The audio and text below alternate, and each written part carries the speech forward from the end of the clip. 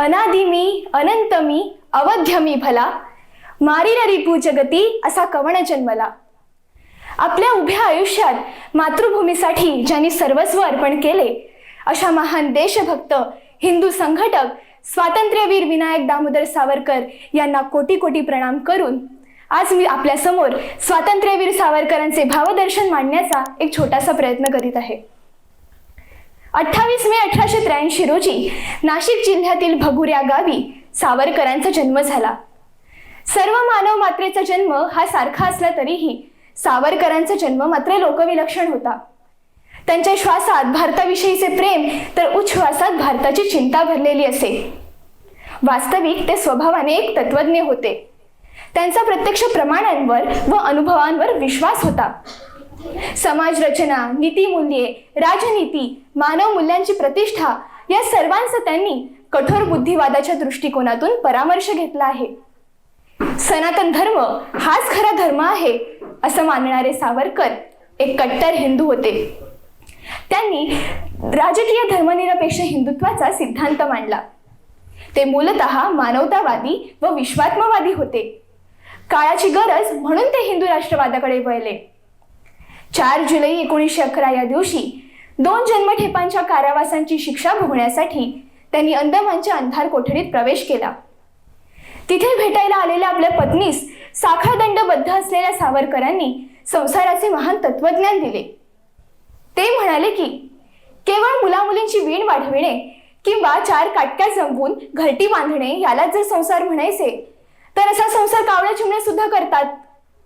परंतु संसाराचा जर खरा भव्य अर्थ जाणून घ्यायचा असेल तर पुढे हजारो लोकांच्या घरातून सोन्याचा धूर निघावा म्हणून स्वतःची चूल बोळकी फोडून टाकणे याचे नाव संसार. आपण एकटे असलो तरी हरकत नाही. आपल्या मागे कोणी येवो वा न येवो, आपल्याला जे करावंसं वाटतं ते आपण करण्यातच आपल्या जीवनाची सार्थकता आहे, हे त्यांचे विचार मला विशेष भावतात. पुढे अमानुष छळामुळे धैर्य खचू लागलेल्या कारागृहातील आपल्या सहकाऱ्यांना धीर देत सावरकर म्हणतात, घाबरू नका. एक दिवस असा उगवेल की याच कारागृहात तुमचे पुतळे उभारले जातील आणि अंदमान हे भारतीय यात्रेकरूंचे महान मंगल तीर्थक्षेत्र होईल. देहाकडून देवाकडे जाताना देश लागतो आणि या देशाचे आपण देणे लागतो. अशा शब्दात त्यांनी हिंदुत्वाची भावना लोकांमध्ये जागृत केली. वीर सावरकरांच्या हजरजबाबीपणात कोणीच त्यांचा हात धरू शकत नाही.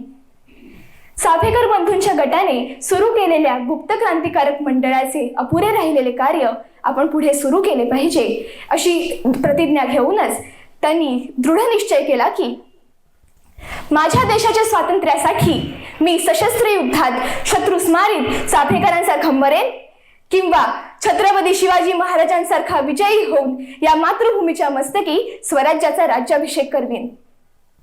अशी प्रतिज्ञा घेऊन ते थांबले नाहीत, तर हिंदुस्थानात स्वतंत्र करावयाचे, एक राष्ट्र बनवायचे, हिंदीस राष्ट्रभाषा करायचे असे अनेक संकल्प करून त्यांनी अभिनव भारत या क्रांतिकारक संघटनेची स्थापना केली.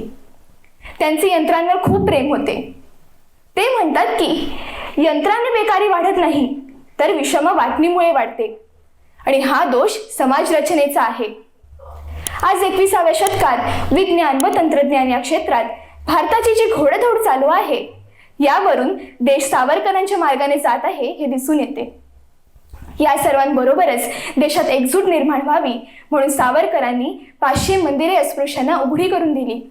तसेच आंतरजातीय विवाह करवून जातीयवाद मिटवण्याचा प्रयत्न केला. आपल्या अखेरच्या भाषणात त्यांनी अशी इच्छा व्यक्त केली की जर कोणाला माझे पुतळे उभारायचे असतील तर त्या पुतळ्यांच्या शिलालेखांवर स्वातंत्र्यवीर, देशभक्त अशा पदव्यांचा उल्लेख नाही केला तरी चालेल, परंतु हिंदू संघटक म्हणून मला अवश्य संबोधावे. यावरून त्यांच्या नसानसात हिंदू आणि भावनेत, विचारात अखंड हिंदुस्थानाचे स्वप्न कायम होते हे दिसून येते. वीर महाबली हनुमानानंतर ने मजसी ने परत मातृभूमीला सागरा प्राण तळमळला असे शब्द म्हणत समुद्र उडी घेणारा वीर म्हणजेच आपले स्वातंत्र्यवीर विनायक दामोदर सावरकर यांनी वयाच्या 83व्या वर्षी आजच्याच तारखेला 1966 रोजी म्हणजेच 26 फेब्रुवारी 1966 रोजी मुंबई येथे सकाळी 11:15 वाजता आपला देह त्यागला. आसिंधु सिंधू पर्यंता यस्य भारत भूमिका पितृभूः पुण्यभूश्चैव सवै हिंदू रीती स्मृतः. हिंदूंची अशी व्याख्या देणारे, भारताला मानाचे राष्ट्र म्हणून जगायचे असेल तर त्याला हिंदू राष्ट्र बनून भगव्या ध्वजाखाली एकत्र आले पाहिजे असे मत मांडणारे, आपल्या वाणीप्रमाणेच लेखणीवरही असामान्य प्रभुत्व असणारे, अभ्यासक, तज्ज्ञ, समाज सुधारक, हिंदू धर्माचे निस्सीम कैवारी, अग्रगण्य वक्ते, भविष्याचा वेध घेणारे द्रष्टे असे शतावतार शतभाव एकाच मानवी देहात ज्यांनी धारण केले होते अशा स्वातंत्र्यवीर विनायक दामोदर सावरकर यांना मी वंदन करून अभिमानाने नारे देते की अखंड भारताचा विजय असो, अखंड हिंदुत्वाचा विजय असो, भारत माता की जय, वंदे मातरम. धन्यवाद.